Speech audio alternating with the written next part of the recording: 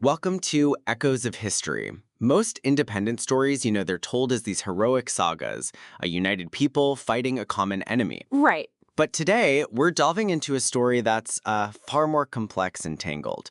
We're going to Djibouti in the Horn of Africa and exploring its birth on June 27th, 1977. In this story, it's perfectly captured by this powerful Djiboutian proverb.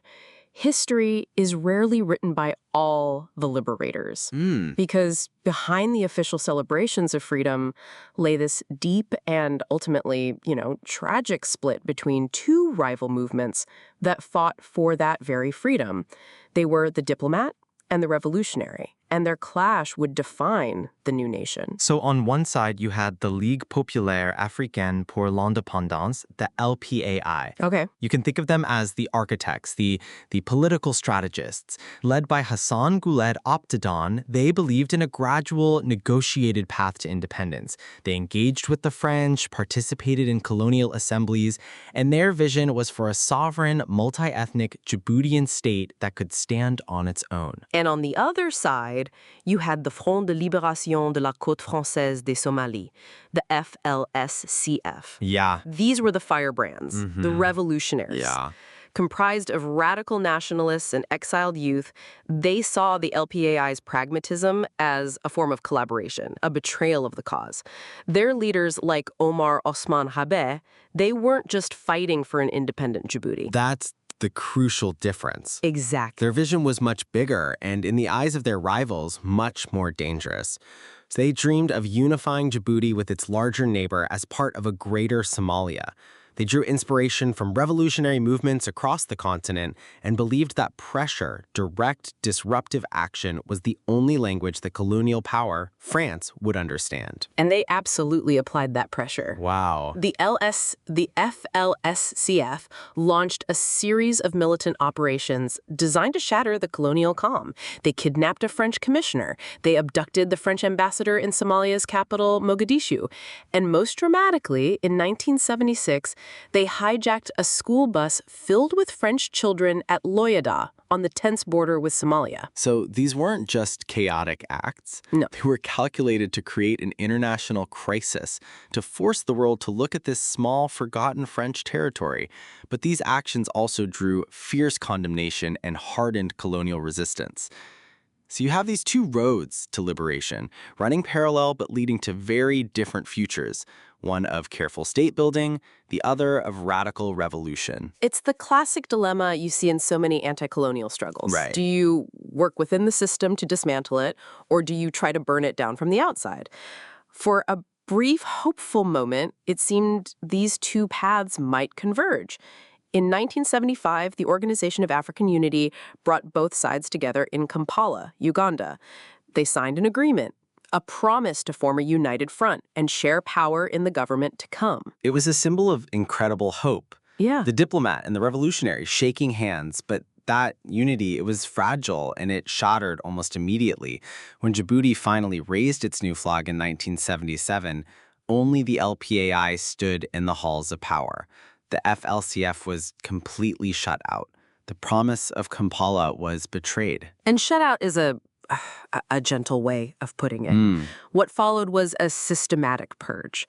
The FLCF's charismatic leader, Omar Osman Habeh, was detained in Somalia and never allowed to return to the nation he fought to free. Other fighters who tried to cross the border back into their new country were ambushed and killed under mysterious circumstances. It's chilling. It is. Some who made it back were given these grand public welcoming ceremonies.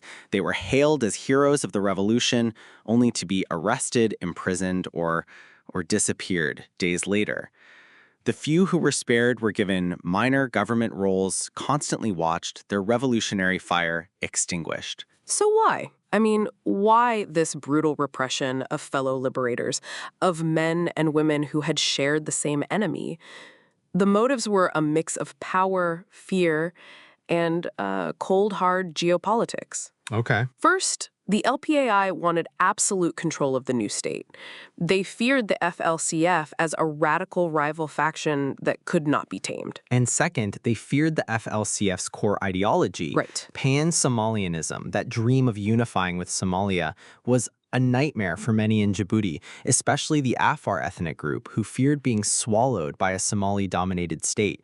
It threatened the very foundation of the multi-ethnic nation the LPAI wanted to build. And finally, you have to look at the map. Yeah. Djibouti's neighbors were watching closely. Ethiopia was terrified of an expansionist Greater Somalia, and France, which still provided crucial economic and military aid, had no desire to prop up a state led by militants it considered terrorists. With the massive Ogaden war between Somalia and Ethiopia about to erupt, Djibouti's new leaders, they made a choice. They chose stability and survival over revolutionary unity. It's such a tragic, pragmatic choice. It's the state that Hassan Guled opted on and the LPAI built was durable. It survived in one of the world's most volatile regions. But, as the text says, it was built with the ghosts of sidelined revolutionaries in its midst. Their story became a silent, unwritten chapter in the official national history. It powerfully illustrates that you can argue both movements were necessary. Yeah. The FLCF's militancy created the crisis that forced France's hand, while the LPAI's diplomacy provided the off-ramp, the stable path to statehood.